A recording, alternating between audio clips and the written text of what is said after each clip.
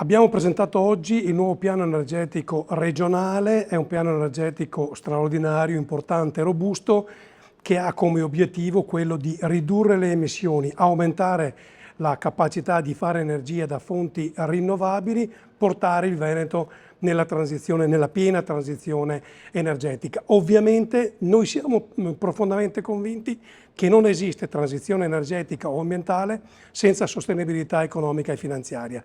Questa è la matrice che ci ha guidato in questi 2 anni nella costruzione del piano energetico. Quindi il futuro del Veneto noi lo vediamo su queste direttrici, ci crediamo molto, è un piano ambizioso perché ha una cubatura complessiva di risorse oltre i 7 miliardi e quindi insomma obiettivi importanti con risorse importanti.